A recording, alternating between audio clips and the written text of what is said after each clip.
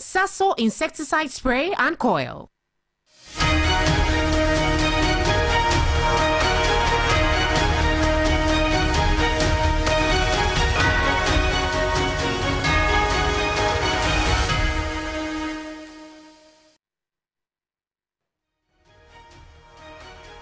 Hello there, good evening. You're welcome to Ghana Tonight. I'm Kemeni Amano. Let's get into our top stories.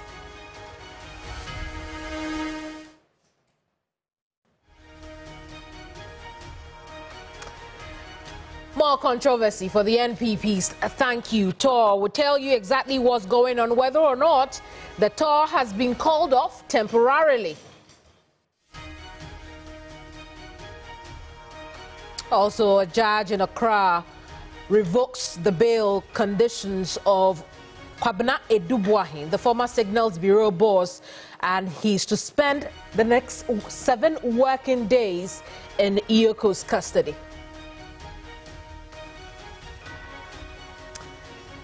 Ghana School Feeding Program cancels all contracts with caterers on the brink of the start of a new term. Tonight, we'll hear from the caterers.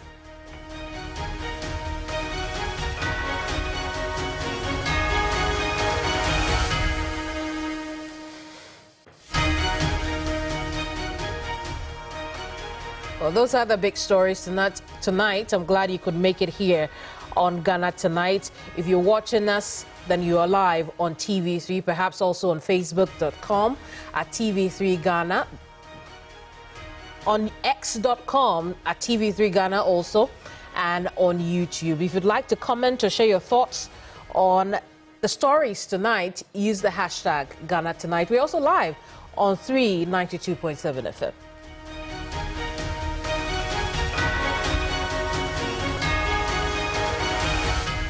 Well, now we can bring you Ghana Brief.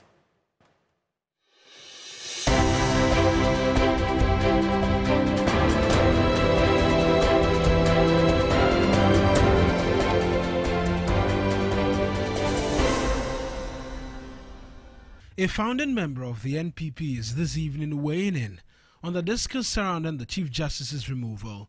In a yet-to-be-released interview, Dr. Nyaho Tamaklo criticizes those who have questioned the removal process.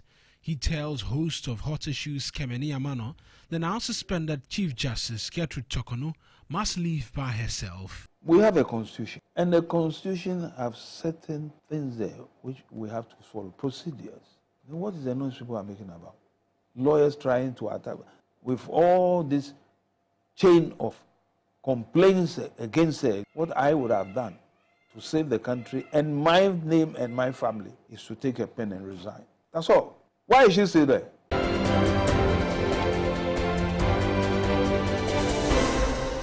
Lawyer for embattled former Signals Bureau Director Samuel Atachia says the Attorney General's prosecution of his clients contradicts the earlier stance of prosecuting only after a substantial amount of evidence had been gathered. Kwabena Edubuahin was earlier remanded by the Accra High Court for 7 working days after prosecution told the court he has the potential to interfere with investigations. This undermines totally what they are touting in the press, that they've gotten all the evidence against them and they should even come for plea bargaining. This is a lottery of a trial. That we should all look at it from the perspective of the razzmatazz and the theatrics. This is a very painful somersault for the Attorney General. You say, I want more time. A man has been arrested 20th of March and he got bail on the 8th of April. So was the Iyoko sleeping on the matter?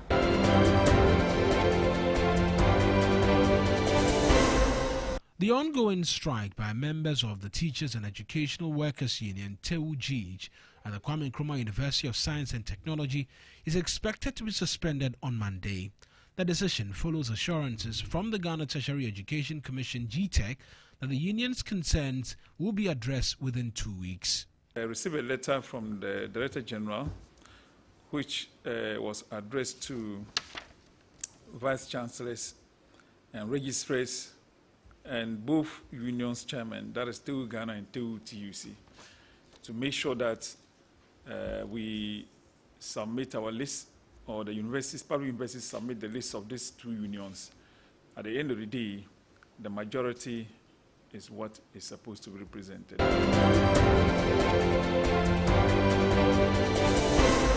Has announced government plans to introduce legislation that will make the cutting down of cocoa trees a criminal offense. The move is part of efforts to protect Ghana's cocoa sector, which has been under severe threat from illegal mining and deforestation, endangering the livelihoods of thousands of farmers.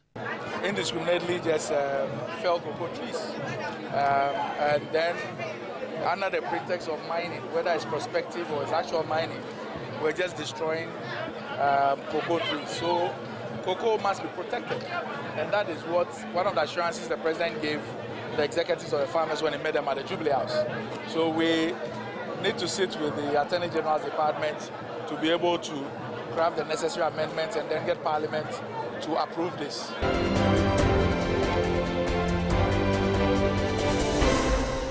President John Mahama strongly defended the appointment of Matilda Sanchez-Siedu as the second deputy governor of the Bank of Ghana, countering critics who questioned her qualifications. Speaking at a swearing-in ceremony at the seat of government, President Mahama highlighted the pivotal timing of her appointment and her crucial role in restoring professionalism and public trust in key state institutions. I'm pleased to note that under the leadership of Governor Dr. Johnson, Pandit Esiama, and the bank's senior management, the recovery process has begun in earnest. Inflation, while still high, is moderating. The Ghana cedi has appreciated by 3.16% on the interbank market and by nearly 5% at the Forex Bureau market, a remarkable reversal of last year's volatility.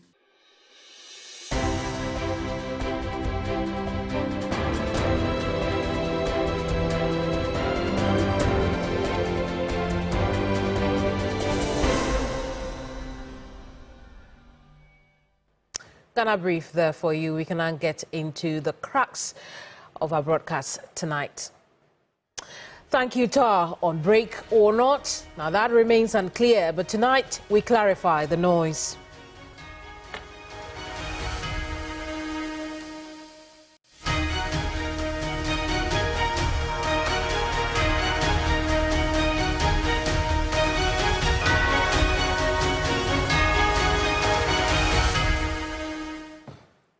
Tonight, more controversy around the NPP's Thank You Tour. What should be a straightforward exercise across the country has become a thorny subject that has further deepened the woes of the party, which only 4 months ago left government. Now, the tour has been temporarily called off and brought back all within a day. Now, stay with me. I'll explain that in a tad. Now, since the tour started, it turned to a mini campaign rally for the 2028 election, which is 4 whole years away.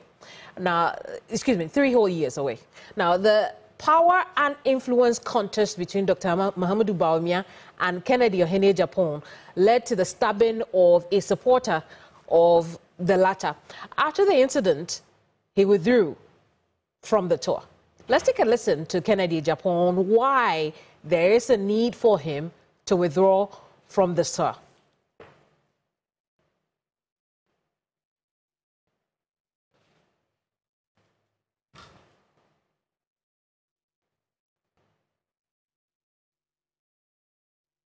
What happened yesterday, I want to pull out, or myself and my team want to pull out, because lives are threatened. I don't think I can protect my team enough. So we want out so that Dr. Bawumia can do his campaign tour. I admit that he was the flag bearer. So if he's going round, and for the sake of unity, he invites it, and it turns out to be something different. I mean, we just have to stay away for them to do their own thing. So in brief, all I'm saying is my team is pulling out, but I still call for unity in the party. This will not scare me to leave the party.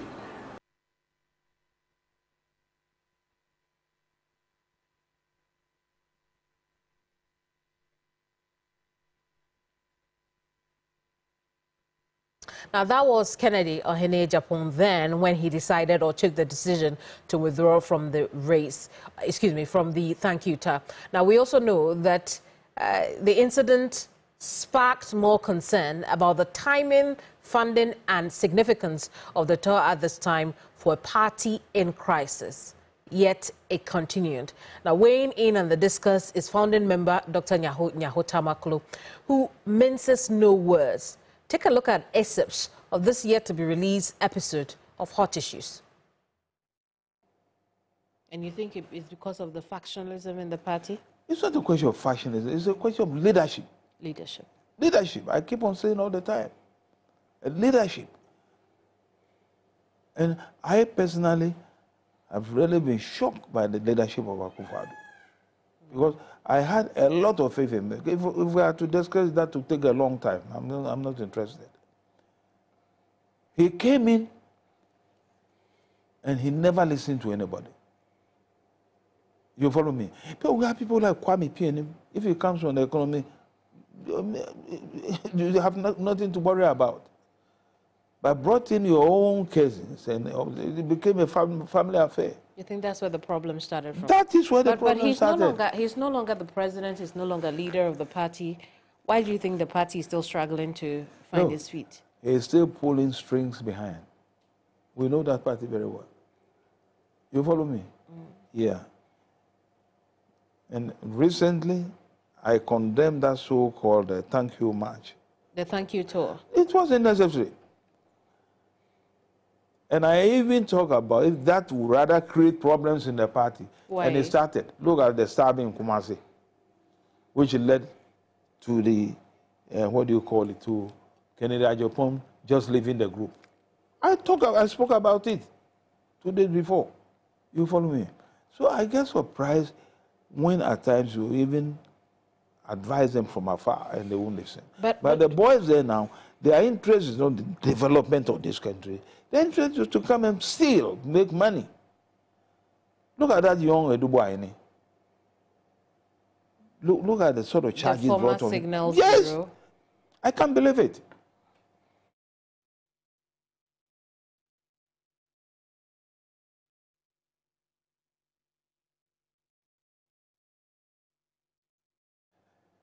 So I have warned President Mahama.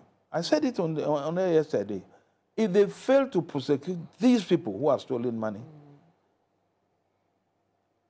I'm telling you, they will never be forgiven. I mean, in the Duboahene case, we know the matter is in court. He's denied the accusations against him. We'll see how the matter goes on in court.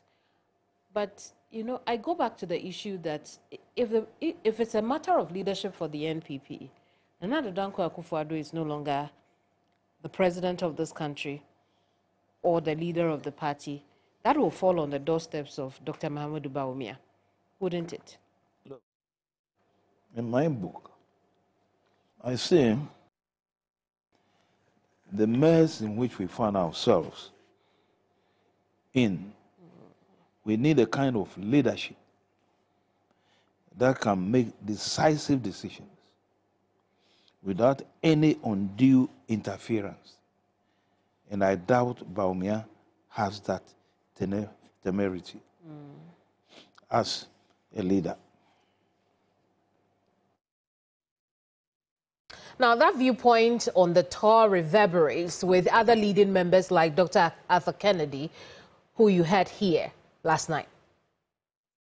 I actually think that the thank you tour was a little ill-conceived from the beginning. I acknowledge up front that this is not the first time a thank you tour is happening. It's happened a lot in the past, done by Kufuor, done by Dubois, done by Nana Akufo-Addo, and Dr. Bawumia is seeking to do the same.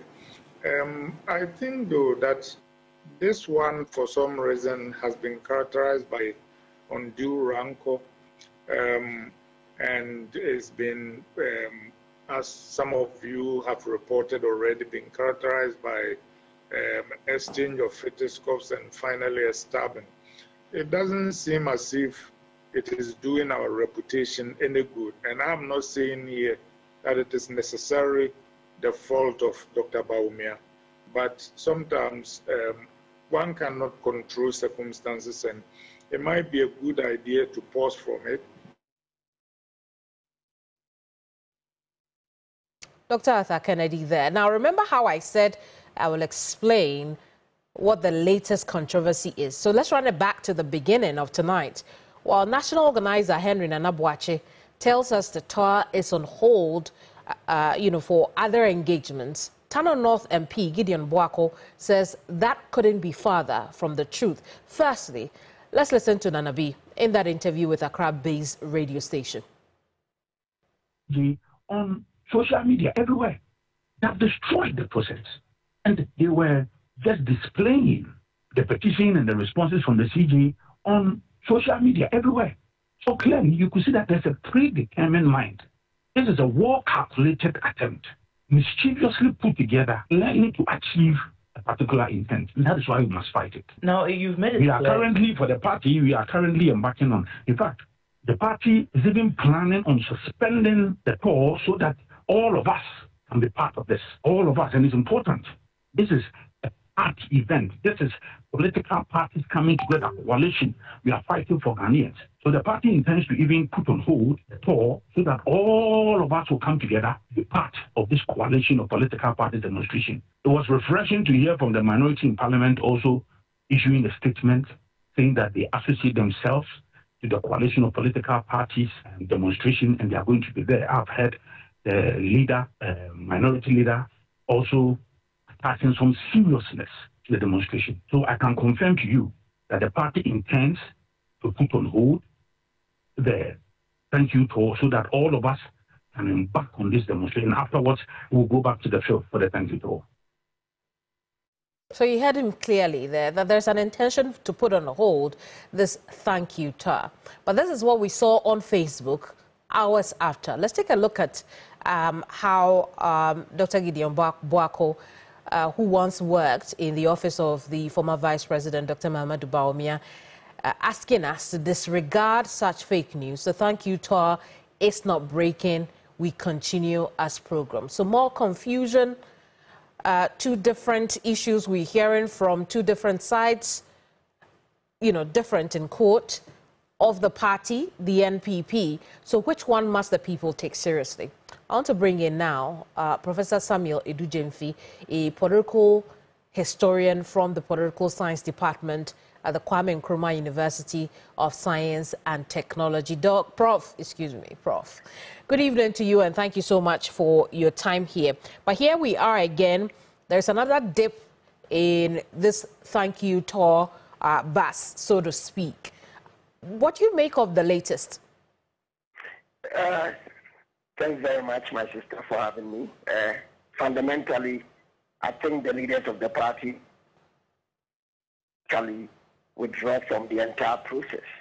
As you can see, the challenge is that from day one, they were going to be confronted with a lot of challenges. And for that matter, if you continue on the same tangent or trajectory, you are going to continue to harvest more losses than gains. At least we know that with the current challenges that have bedeviled the whole process, it is wise enough to want to reflect and decide to rather take a different turn. And to have, the national organizer say, look, there are intentions to put it on hold temporarily because of the demonstration they want to embark on, but the Tano North MP, who is of the minority caucus in Parliament and of the NPP, the NPP tells us that, look, that couldn't be farther from the truth. We should disregard what we are hearing. We're hearing two different talks from within the same party. What does that tell you? The Judeo-Christian faith has taught us that for those of us who follow that tradition. I mean, a house divided against itself, cannot stand. That has been the current narrative of the NPP. It is because the whole thank you TOR thing was to satisfy a certain agenda. One, I believe, it was to allow for the current leadership to have a foothold over the party and continue to hold same until they go into elections in 2028. And so a thank you TOR would have rallied their base to for them to continue to have a gaze at Dr. Mahmoud Bawumia and also continue to trust, especially the other chairmen and executives who played roles within the party going into the 2024 elections.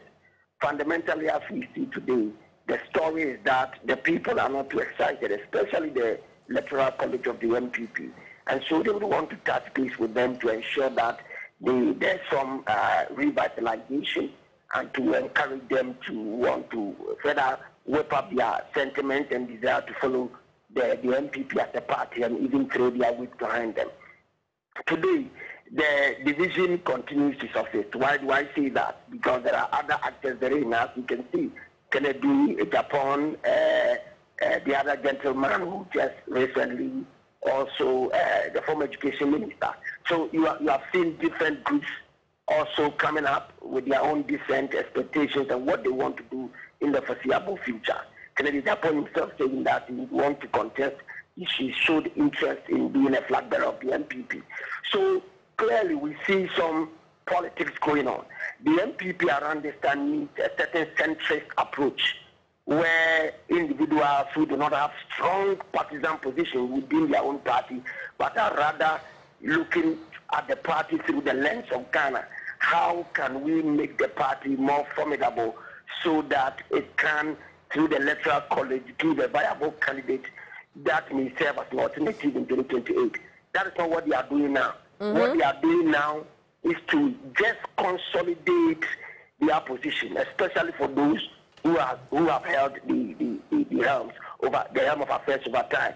So different views are coming up, different opinions are coming up. It is because things fall apart, the center cannot hold. Indeed, and Prof, you know, for a party that just left office some 4 months ago, lost woefully in the 2024 elections, and already they are thinking about who would be the best candidate for 2028. I'd say that is too early, wouldn't you? That would have been the case, but I mean, if you look at our democratic culture over time, when a government comes to power, the government is already seeking for a second term from day one because then it's a social contract. I mean, once you deliver the public good, the people are likely going to give you a second term.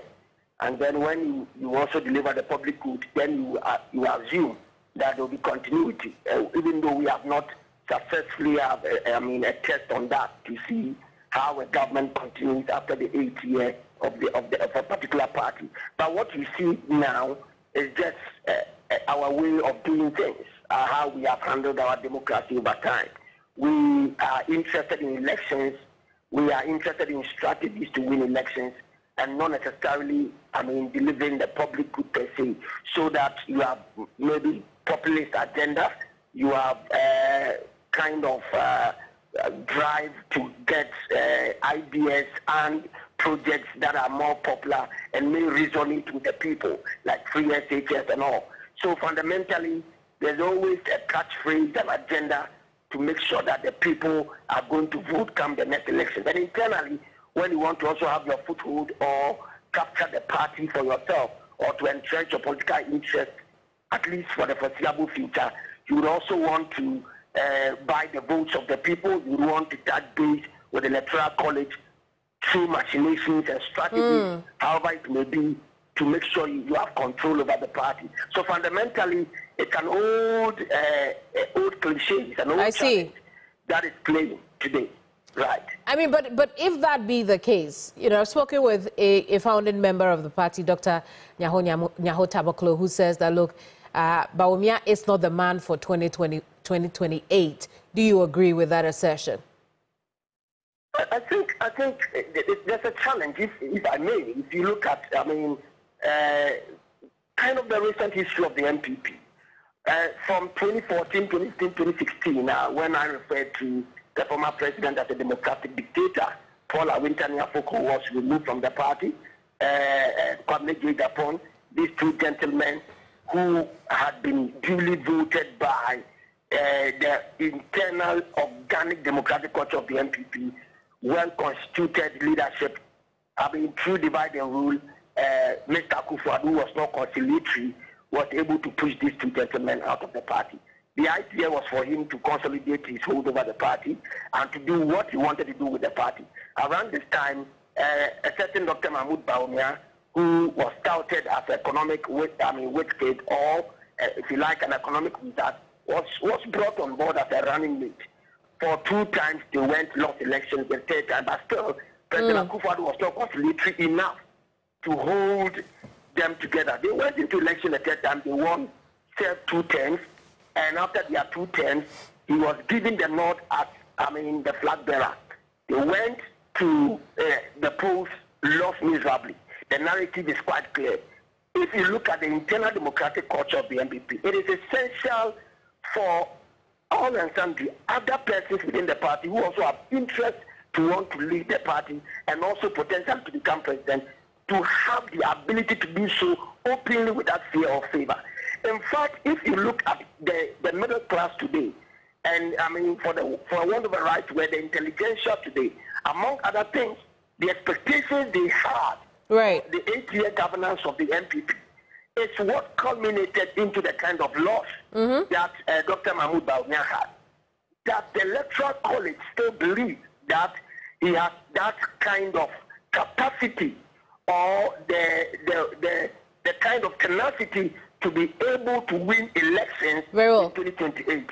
It's a critical question to reflect on, and I do not want to do him in, so I may want to rest on that score. I see. Perhaps, in the future, we'll put a pin in it. In the future, we'll pick it up again. But just before we wind down on this conversation, we spent enough time on it. The voices calling for the thank you tour to be called off completely, the old and efficient guys be brought back into the party, the non-efficient ones be removed at this time, are growing. But what next after all that is done? Yes, these calls are very important. These calls are very critical, right? In the first instance, I've said that it ought to have been an apology tour, not a thank you tour. But even upon reflection, Presa would have resolved this matter. By either putting their hands in their, one hand in the palm, and with the rising chorus of, Mayor Kolpa. Right? But they've held presses, Prof. They've held quite a number of presses. I missed what you said, yes. Look, you talked about presses, that it could have been a simple presser. And I'm only reminding you that they've held quite a number of presses. The latest was the one where they kicked off our microphone from their tables. Yeah, but that's the point I'm making. Okay, yes, that is, below the belt, the fourth estate of the realm is now not even being invited to come to the table. Anyway, if we want to spend time on this, it may take us about 30 minutes. That in itself tells us the kind of party the NPP has become. It is losing its organic internal democratic culture. And that is quite dangerous and systematically is going to hurt the party in the foreseeable future. But at least a single press conference to say we are guilty, we are guilty, we are guilty. We made promises, we failed. But if you give us the chance going forward with our agenda to reform our party and reflect on how Ghanaians want their country to be developed, we are willing to come back again in the foreseeable future. Than to go out and about creating confusion within their own ranks. Fundamentally, this is an exercise in futility, and they need to reflect on that and see the way forward. They should, Dr. Mahmoud Bawumia should not continue or repeat the sins of his father. I see. And here, the chief among them is Mr. Akufo-Addo. Right. Very well, Prof. I hear you, and I hope the NPP does. They have to prioritize properly what is most important for them. And, throwing away microphones isn't one of the most important things. But thank you so much for talking to us. Professor Samuel Edu-Gyamfi is a political historian from the KNUST. You're still live here on Ghana Tonight. We've just been discussing the issues of the NPP. It's unclear where the thank you tour is at the moment, but I'll tell you something else that is clear. The school feeding program has made some instructions. Some announcements have gone out instructing the caterers not to return for the 3rd term. That's coming up right now.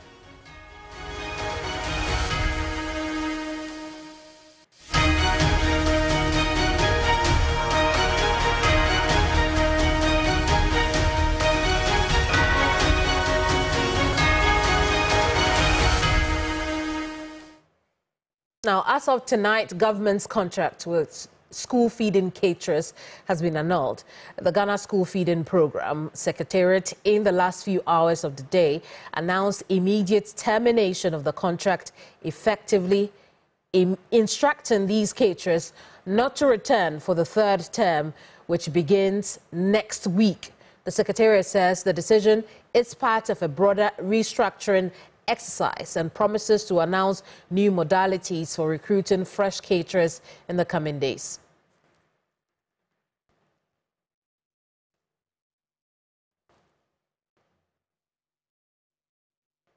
Well, so that is what the School Feeding Program Secretariat announced a little earlier tonight.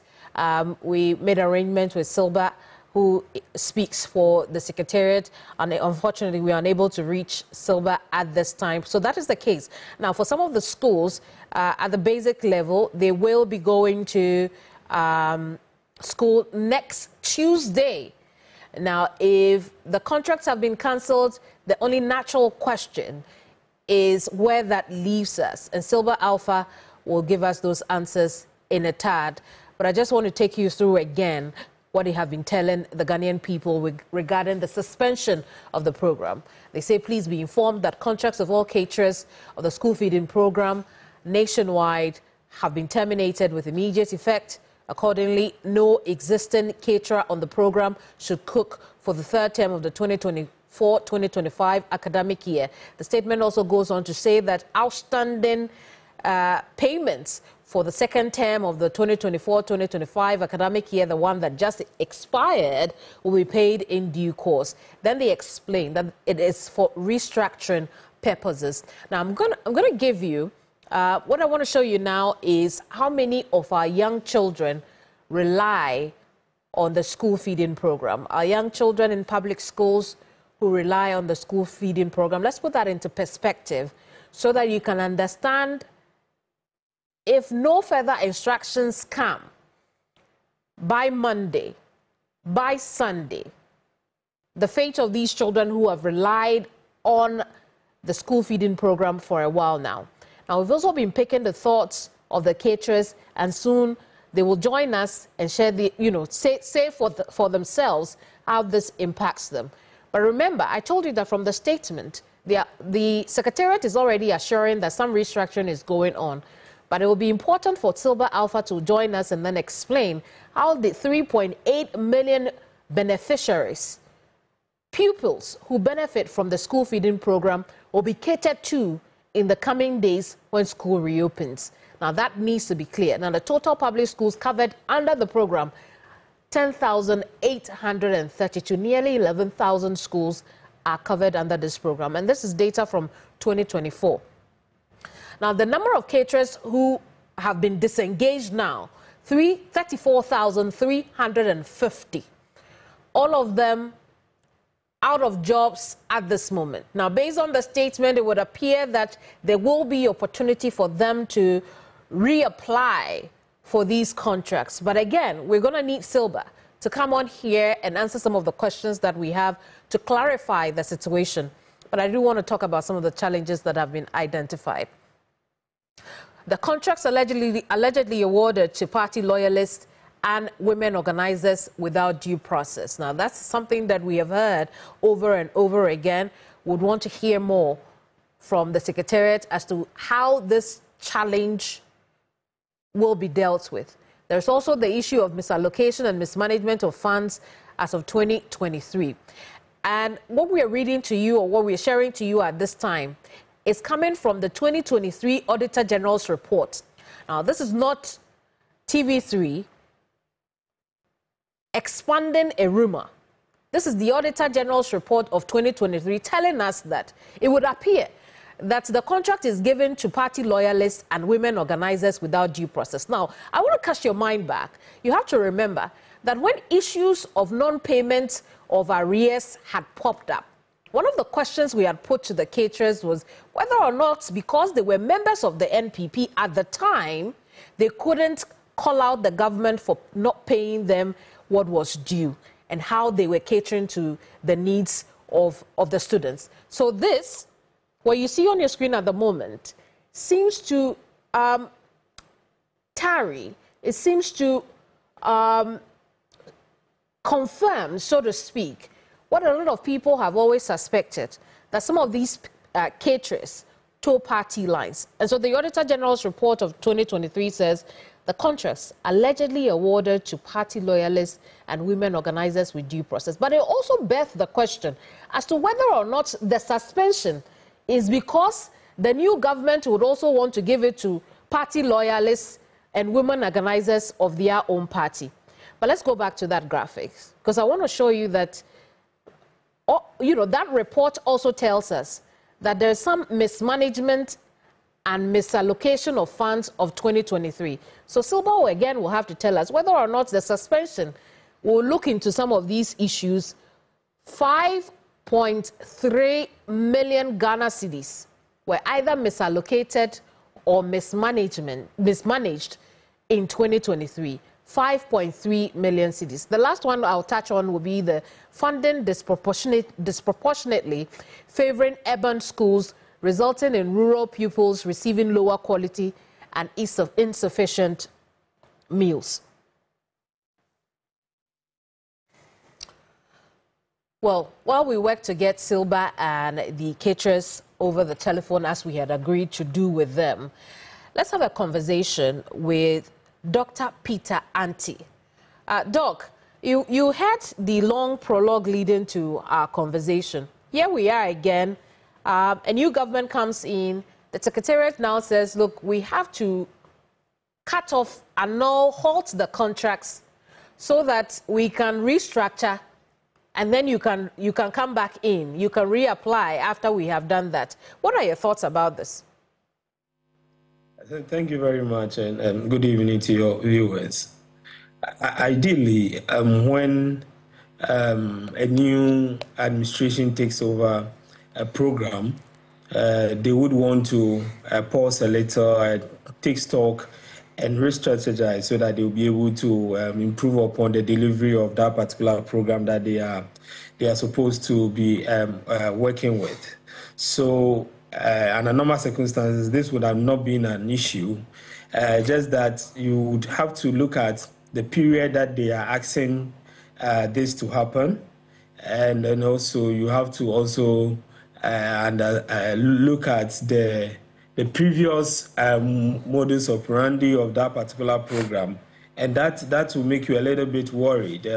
We know that students have been away on vacation for some time now, and it's a little bit confusing why this directive is coming at this time, because we were expecting that they would have made this announcement a little earlier, so that all new applications and other strategies and re-strategizing would have been carried out before school reopens. But if I'm correct, I think schools will be reopening very soon. And if you are not able to recruit new caterers to cook for these students, as you said, over 3 million students would be facing challenges very soon. So that is one aspect. Again, there are a lot of suspicion which is grounded on facts that have been reviewed by various studies around the school feeding program. That seems to be an extension of political parties. That particular program is designed for the women's wing of the political party. So this seems to be a takeover of the current government from the previous government. So these are issues that makes the program a little bit difficult to even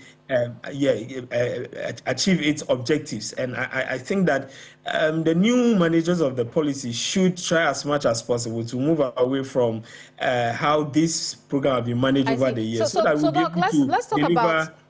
Doc, let's talk about that moving away, because the statement is clear on restructuring the program as it is. what should they be learning from the last 8 years from, you know, how the program has been managed? What are the pitfalls that they should be avoiding? Yeah, I think the first thing is to look at the contract. I have said that you pay 15 cedis, 20 cedis to feed your wards in our private schools, and you come to the public schools, and even with the increase, the little increment that we are having, it's still not going to provide nutritious meals for our children. So looking at the contract means that you pay them good money so that you can monitor and ensure that the food that is being prepared is fit for purpose. If you give somebody 2 cedis, 3 cedis to cook a sumptuous meal for your ward, at that age, the child needs a lot of protein, needs a lot of the nutrients. 2 cedis, 3 cedis will not be able to do anything substantial. So you need to look at the contract and then work around the contract to ensure that the monies that are being given these kids, these caterers, are enough to provide a certain amount of food for the kids. Now, if you are able to do that, then when you go to the school and you see these kinds of, excuse me to say, nasty foods that have been given to these kids, you, the contractor, will be able to bring these women to book. Again, they should look at competence. If they are going to redistribute these contracts to the various women wings, the women wing in the party, it means that even when they are not doing the right thing, it becomes a party matter. If you talk, it's going to be a problem. I hope you remember recently when the former gender minister, Madam Lawyer Joa Safo, was talking about the school feeding program. You heard some of the things that she said, and because it's a party matter, it was kept under the carpet because nobody would want to wash their dirty linens outside for the party to be in trouble. So if you are going to hire party people, it means that when there are problems, it's going to be difficult for you to even deal with it. That is why you will need to hire competent and qualified people to cook for the kids, so that when they are not doing the right things, you will be able to ask them to step aside and then cancel their contract. These are things that they will have to look at if they want to really strategize and ensure that the policy, that the program is delivering what it was meant to deliver. Provide quality food for the kids to ensure retention and cut down on absenteeism. I see. I mean, obviously, the first step to that quality is the Secretariat coming out with immediate directives on how next week is going to look like for the over 3 million kids, nearly 4 million kids who benefit from the school feeding program. And we look forward to hearing from Silba Alpha, who we are unable to reach at this time. But, Doc, you and I have had conversations on the school feeding program under the past government. This government, which is only 4 months old, I really want to show us how the school feeding cost per head of the schools, are done, or how it has evolved over the years.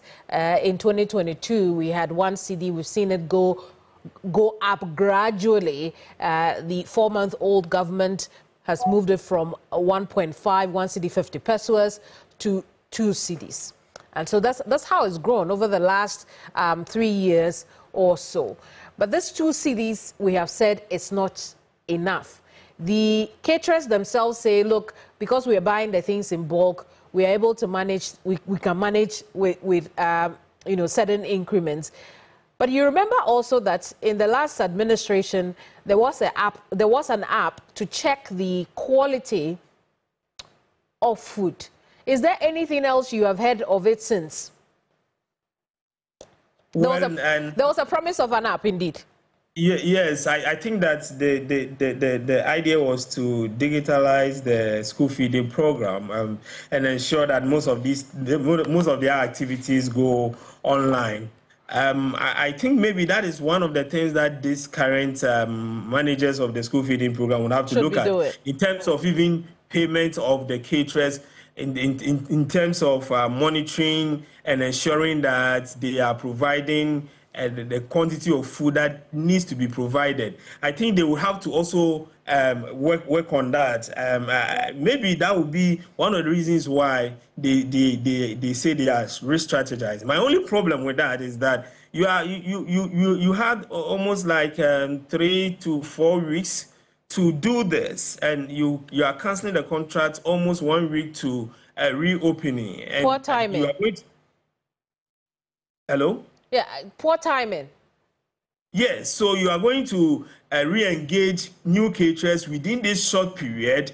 What orientation are you going to give them if you are going to introduce the technology and other things? What time would you have to do that kind of orientation, do all those things that you're supposed to do? All these things have been done under, at the background that people are not aware. People have already been recruited. Maybe these things have been done under the ground, and therefore they just have to issue a letter to cancel these contracts so that the new people who have been engaged can start cooking. I don't think we have to work this way. So transparency is important. The use of technology is important. And I think that whatever re-strategizing they are looking at, these two things can never be taken off. Intriguing, that last point you make. Thank you so much, Doc. Dr. Peter Pate Anti is Executive Director for the Institute for Education Studies. Now, we'll take a quick break, but when we come back, I'll tell you how the AG secured bail revocation against Kwabena Edubuahin, the former Signals Bureau boss, who is now spending the night in Iyoko's custody.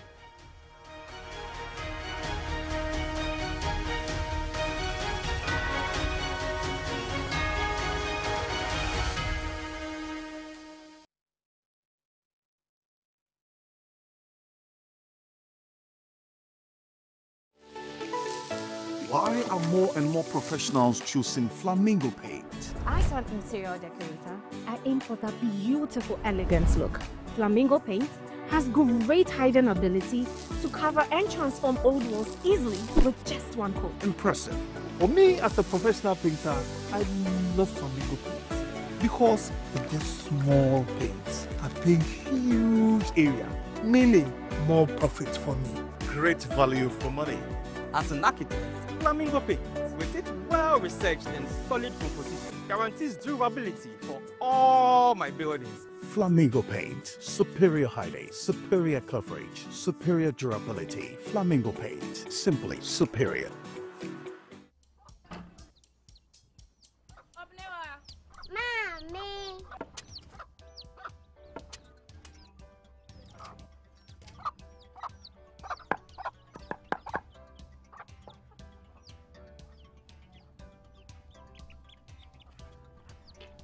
Michelle say, fe.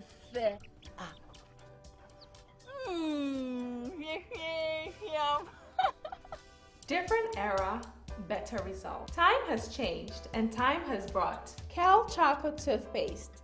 Healthy gums, anti-cavity, fresher breath, and it whitens teeth.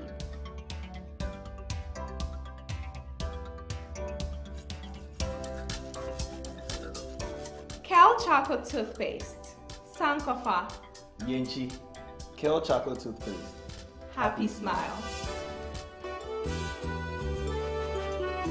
This advert is FDA approved. Yes, next. Hey, Nadia Benson. Me didn't tum. Mr. Friend Calico, just call me cockroach. Now, Mr. Friend, me once now. Hey, that's you. Improve car. Yeah. Captain Mosquito, double the accent.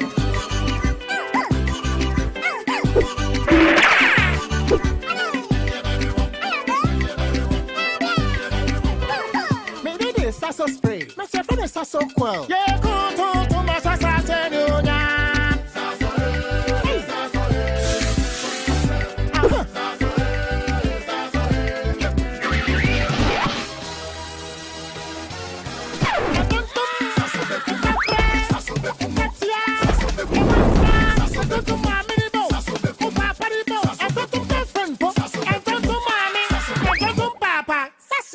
Tum preko. Hi, friend. Where are we going today? Just use your imagination. Go! My family is the only thing that matters to me right now. This is the stuff that Nome dreamed about. These guys are the best. GoTV's ready to take you from your hometown to roaring stadiums and even on international adventures. So let's go together, from home or on the go with GoTV Stream. Sounds like a great idea. Woohoo! GoTV. Love it.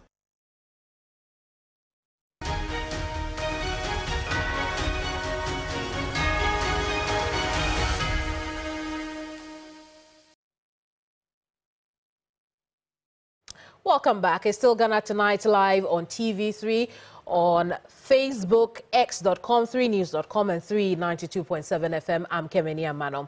Now, tonight, the former Signals Bureau Director will spend the night and perhaps 5 more in the custody of Iyoko after a judge in Accra revoked his bail, instructing he is held for the next 7 business days. Now, both prosecution and defense lawyers returned to open court after meeting the judge in his chambers. Tonight, all that we know about why he is being held. Our producer, Dennis Poaberi, sat through proceedings today, and he joins me here in the studio. I'm used to saying he joins us.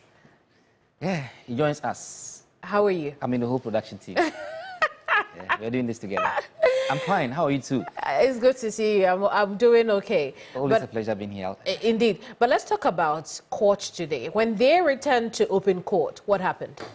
Well, so basically today was for the court to make a determination on whether or not to revoke the bail that was granted the first and the second accused persons. And the first accused person we do know is Kwabena Edu Boahen, and then the wife Angela J. Boateng. She is the second accused person. Upon submissions made by counsel for the accused persons and also prosecution, that was heard in chambers. But, I mean, the ruling was done in open courts. So the judge did indicate that upon hearing the submissions from both sides, he came to a conclusion that there is the need for him to balance the right to the personal liberties of the accused persons and that of the interest of the state in gathering evidence. And as such, he went ahead to order that the first accused person be taken to the custody of Iyoko for 7 working days. Even though he did indicate that the weekend and 5 days, the effect of the 7 working days actually will translate to 11 days.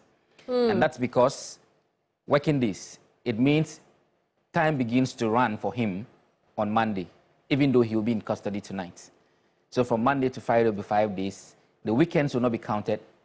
Monday, Tuesday, the other week, that's when they will come back to court for the court to give direction as to how the court will proceed. And that's how counsel for the accused, the learned Atachia, rose to his feet to make a prayer to the court that if the court could take away the working days, just to say 7 days, in which case the weekends would have been counted for him to at least by next week Friday, the 7 days would have been done. I mean, but, so what did the judge say to that request? Well, he said so, I mean, counsel said so on the authority of Martin Kpebu, which the one that talks about 24 hours, including the weekends. However, that was not persuasive enough to the court because the court, I mean, the judge did indicate that when they were in chambers and some of the things that came up, which he was unwilling to share in open court, were the kind that the state actually needed some time to deal with and to engage with some external persons for which working over the weekend would not be possible. But, I mean, counsel still insisted that it should be possible to work over the weekend because that even when sometimes the accused persons are sleeping, prosecution is still doing its work. Indeed. Even over the weekends. And he said in jest that now there's 24-hour economy. So the prosecution should be able to work over the weekend. I see. But that still did not find favor with the court. I'm going to come back to you, and then we will talk about Kwabena's demeanor in court, and we'll put that in perspective. Sure. But we know that counsel for Kwabena, you know, spoke to our cameras after the judge had closed court at that moment. Let's take a listen, and then we'll come back to the list. This undermines totally what they are touting in the press, that they've gotten all the evidence against them, and they should even come for plea bargaining. This is a lottery of a trial. That we should all look at it from the perspective of the razzmatazz, and the theatrics. This is a very painful somersault for the Attorney General to say, I want more time. A man has been arrested 20th of March, and he got bail on the 8th of April. So was the Yoko sleeping on the matter? I'm careful. Let's have a full conversation, and somebody says that, oh, I'm trying to, romance the Attorney General. There's a precedent, and now I've been around for some time. I don't want to talk to the Attorney General, although we are very good friends, lest somebody might even go and interpret it, and somebody might even go and leak a tape. Atta is hobnobbing with the Attorney General so that you have some advantages. That is why I'm very quiet about it. Well, Samuel Atachia is counsel for the former National Signals Bureau boss, Kwabena Edubwai. Dennis is still here with us. Dennis, we know that this bail condition does not hold for his wife and the third accused person. Talk to us about that. Yes, that is true. And that's because the argument made by prosecution was to the effect that it was the first accused person who, in their estimation, was trying to tamper with witnesses, and it was making it difficult for them to put their witness statements together.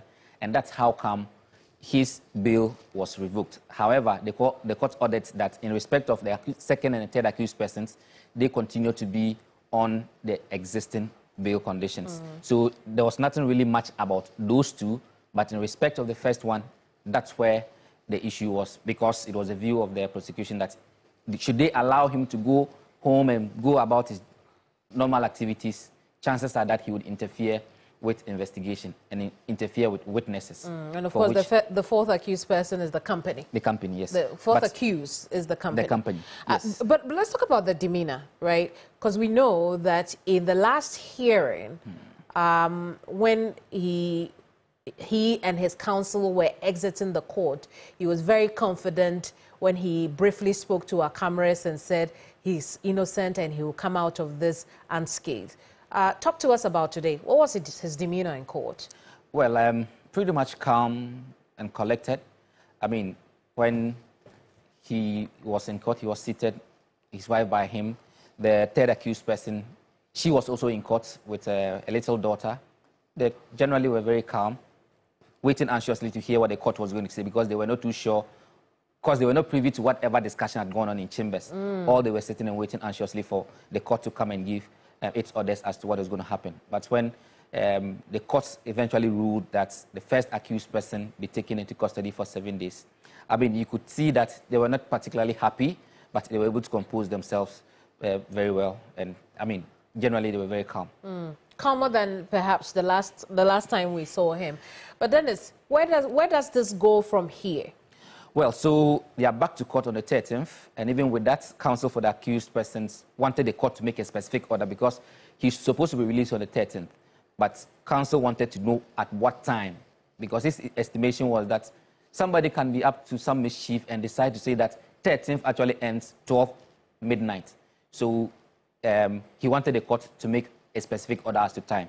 But the court was of the view that since they were coming to court, they should just allow the prosecution to determine that. But of course, the Deputy Attorney General who was in court was on his feet to say, oh, since they will be here in court, they will release him even before they come to court. So they will be back on Wednesday, on 13th of May, and that will be for the court to give directions as to how the case will proceed. Dennis, I have a question for you. Were you in court as a journalist or as a lawyer? As both. Thank you so much for talking to us. Dennis Poberi is Ghana Tonight's producer. Always a pleasure working with you. He's brought us to an end of our program today. I am very grateful that you sat through the entire hour of Ghana Tonight this Friday. But remember that Saturday morning at 7, Alfred Okanse will return here with his panel to discuss the week's biggest stories. You can be sure it will be a showdown, borrowing the famous phrase from Kennedy Ohene Japan. It will be a proper showdown here on the key points with Alfred Okanse. On Sunday, join me for another showdown as I sit one-on-one with founding member of the NPP, Dr. Nyaho Tamaklo. He writes another book, A Nation into Retirement, touching on a number of issues, including the situation with the NPP at this time. He also talks about a bit of a historical journey down memory lane, a historical conversation about this country, the coups that have taken place since 1966 up until now, and what this country needs. He also gives a very candid opinion about the current administration. You want to tune in Sunday, 2 p.m. for Hot Issues here on TV3. I'm Kemini Amano. Thank you so much for your company. Bye-bye. Ghana Tonight is brought to you by Flamingo Paint. Superior durability, superior hiding, superior coverage, simply superior. Sasso insecticide spray and coil.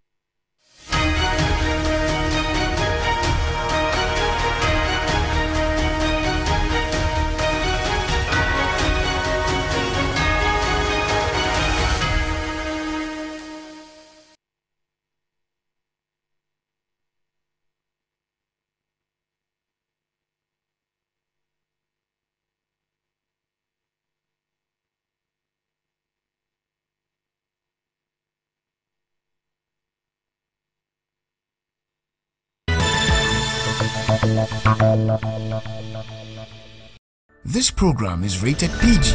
It contains scenes of brief nudity, mild violence, and strong language. Parental guidance is advised.